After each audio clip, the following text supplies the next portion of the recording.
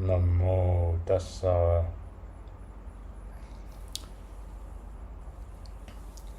A little video, this time addressing again a post that I put online today. That was a quote from Mark Twain that says, "The fear of death follows from the fear of life. But a man who lives fully is prepared to die at any time." And basically there are a couple of points to touch around that.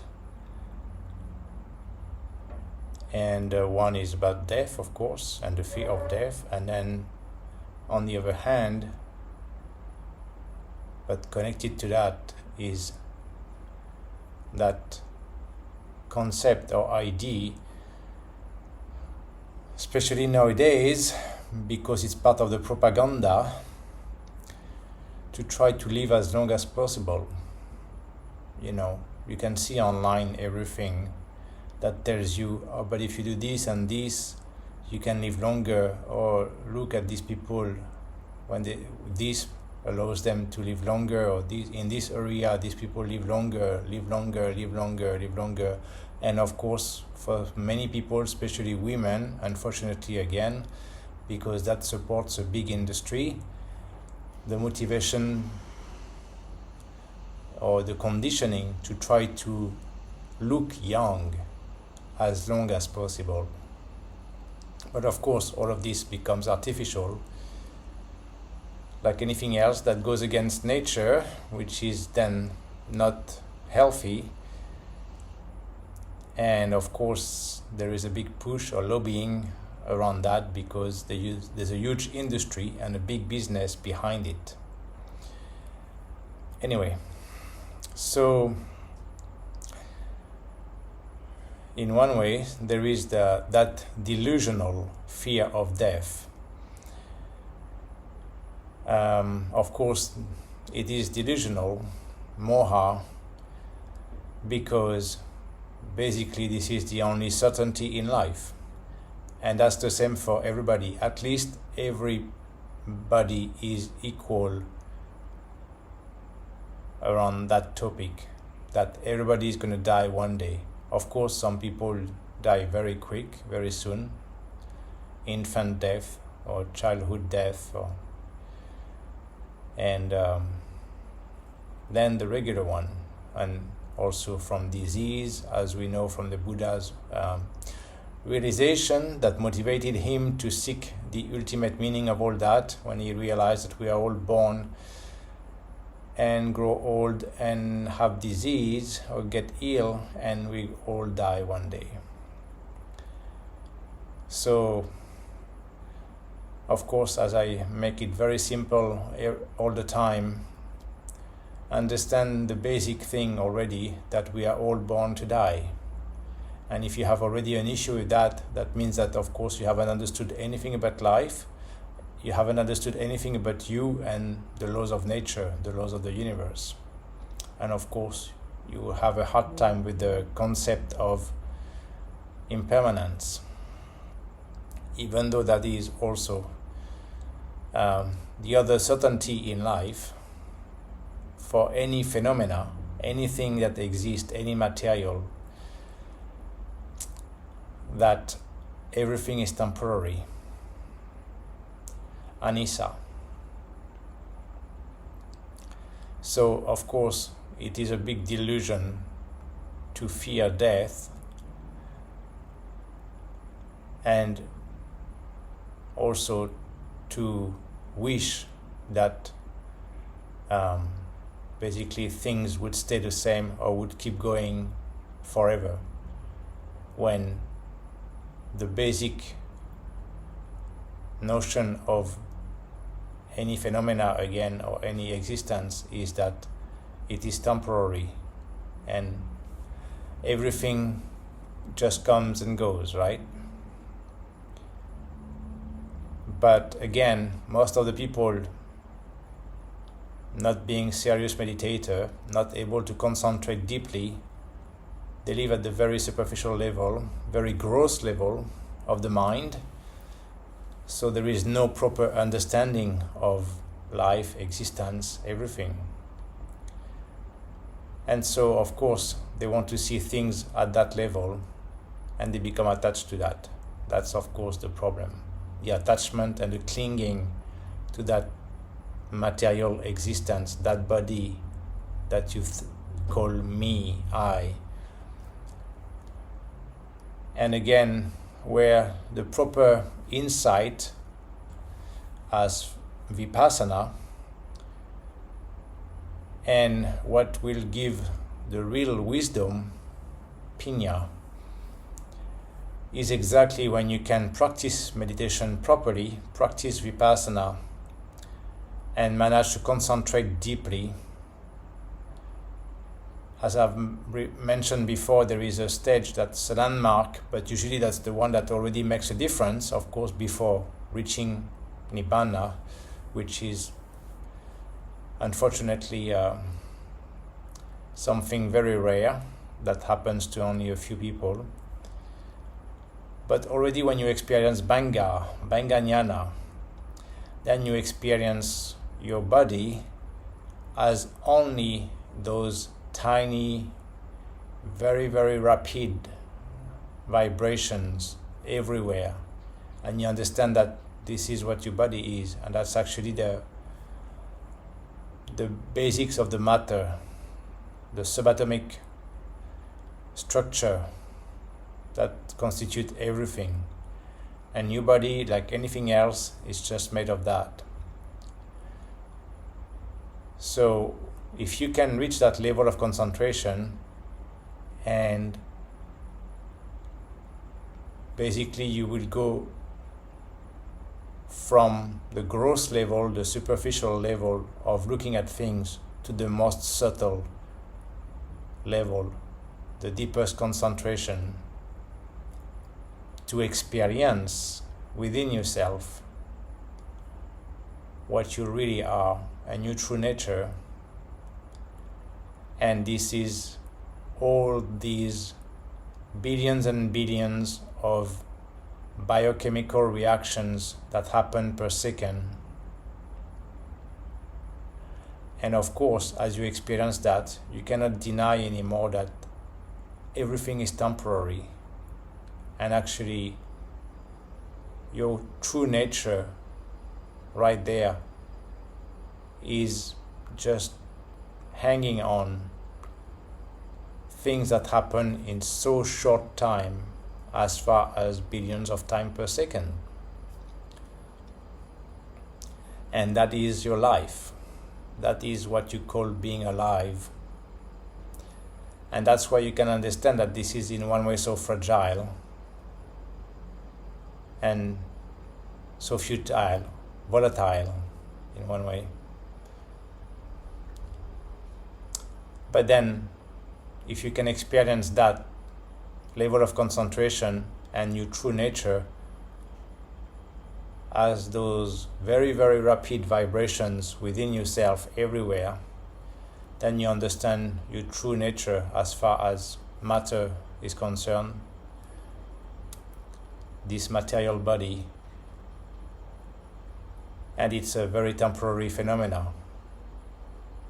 And that's also how you can see that there's no real me, I, as far as a solid, big thing like this that keeps just going along without really changing.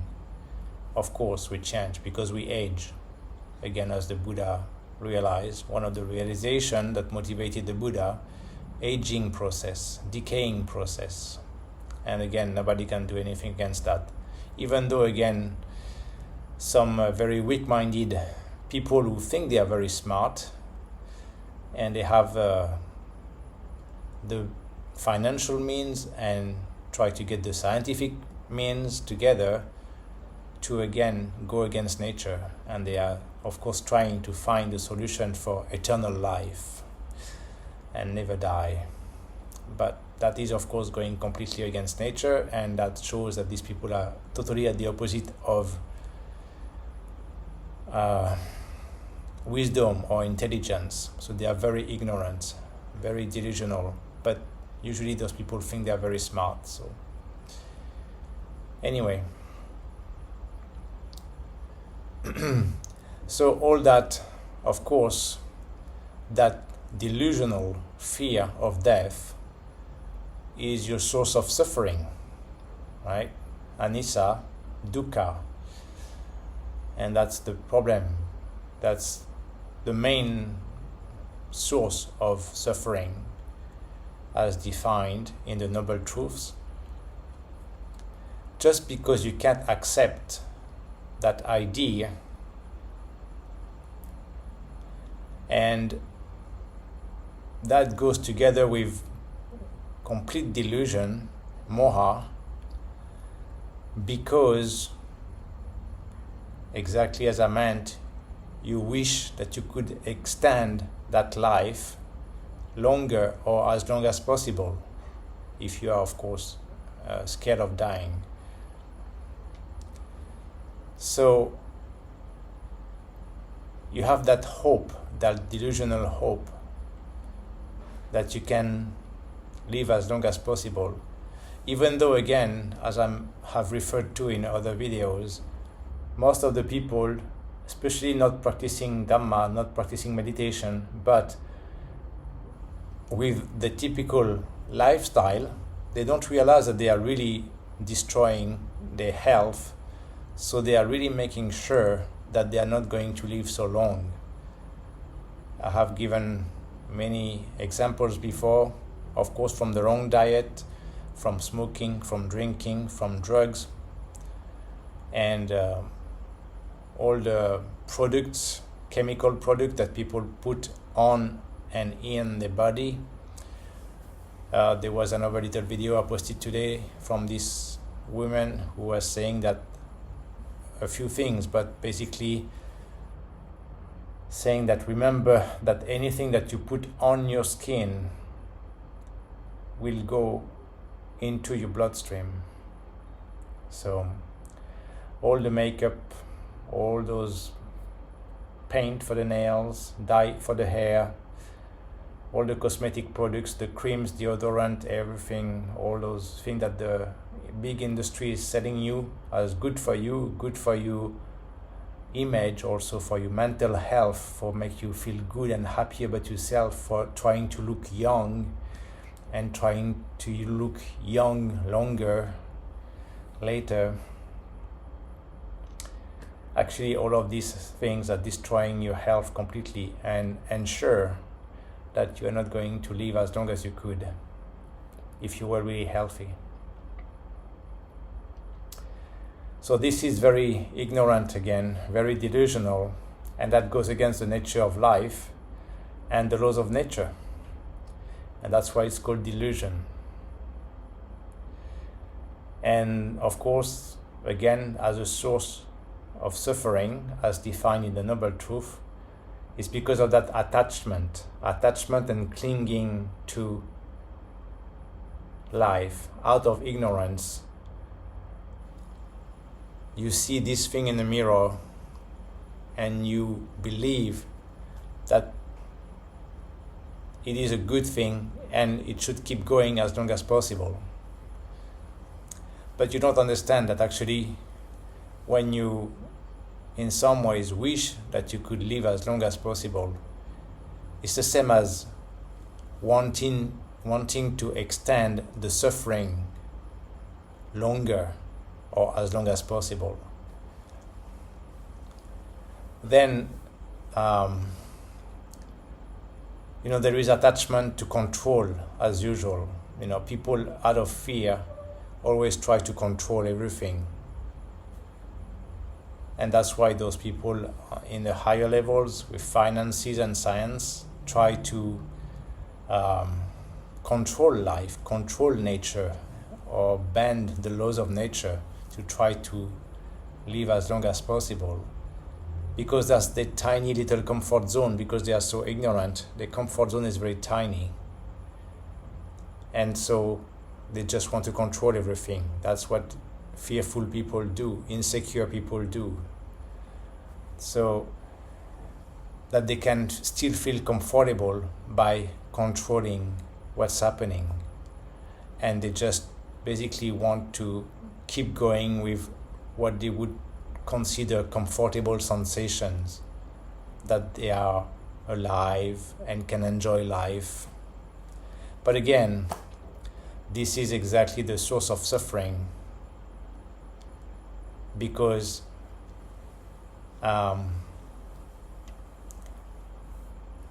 you actually go against the laws of nature, which is of course constant change. And that's the kind of one of the worst suffering actually for most people that way, because they don't have the wisdom from proper understanding of life and existence and the nature of life or material existence. So they can't accept that idea of constant change, and they would like things to stay steady and the same, like solid all the time. But of course, again, if you have been able to meditate deep enough and experience within yourself that true nature of life, of existence, which is just constant billions of little things coming and going so fast, Samudaya way, then it becomes very clear, and suddenly your comfort zone has exploded to the largest possible, and then you can develop that insight, proper vipassana, into our true nature and the wisdom of the acceptance of everything being impermanent, as it is everything everywhere in the universe and the laws of nature. So once you really get it from experience within yourself, then you can integrate it in your mind, and then you become a wise being, pinya of accepting anicca and not anymore suffering mentally from that dukkha. Finish with dukkha, accepting anicca with wisdom, pinya.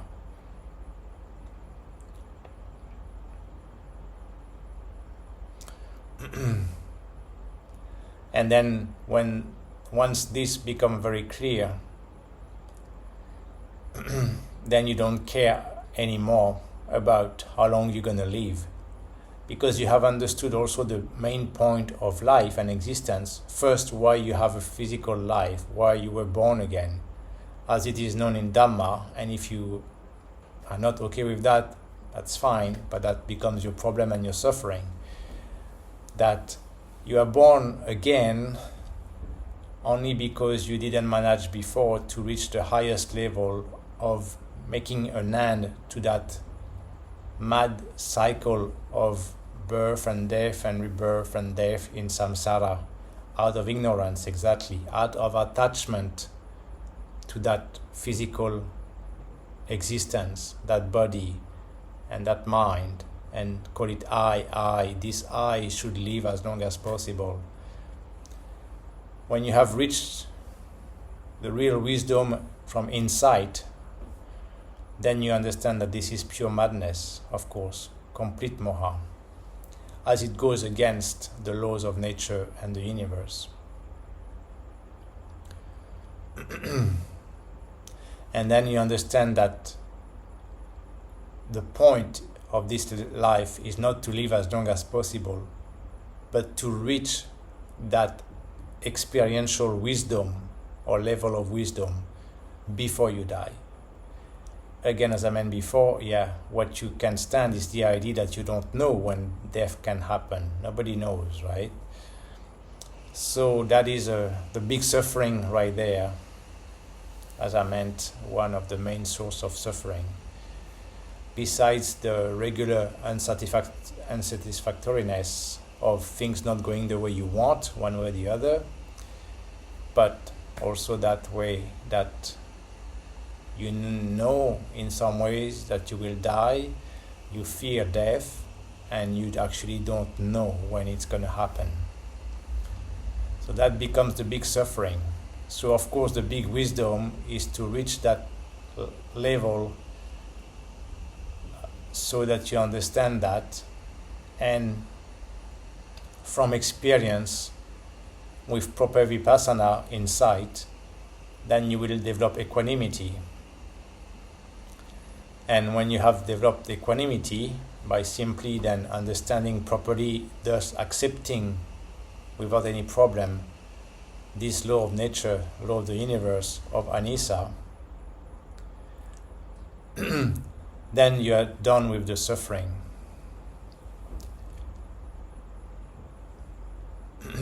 And then you understand that you want to work to reach that level where you don't have to come back for another existence, for another round again, through some suffering, physical suffering, mental suffering, aging, illness, decay, even the pain of birth, right? Even though some people want to embellish, again, there's a propaganda, of course, in the world around that, oh, get a baby, look, the birth of the baby, oh, so beautiful. Well, most baby don't enjoy so much their birth, but so it starts right there, the suffering of every existence. After that, you can have the people who mean to enjoy life or to be in complete denial and who will try to exactly not be able to face that reality of life and existence. So they will just try to say that life is beautiful and is all this thing, and life is, with its up and downs, is actually beautiful, is part of life, sure. I'm not gonna get too much into that, but that's part of moha, of the delusion anyway, the denial, or there's part of a cognitive dissonance there, but anyway. So then you reach that level of wisdom, and then you understand that you want to strive to practice properly Dhamma and meditation so that you can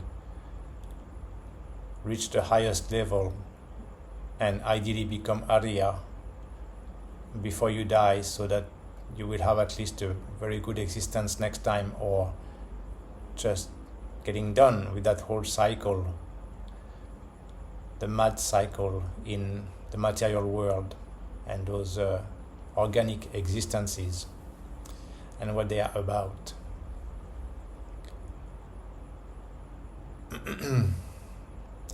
Because you understand that what most people do when they fear death and is that they keep that strong attachment and clinging to that material existence, attached to matter, which is bound to decay anyway, to change and degrade and disintegrate at the end until you die. So that is totally delusional, going completely against what life is about.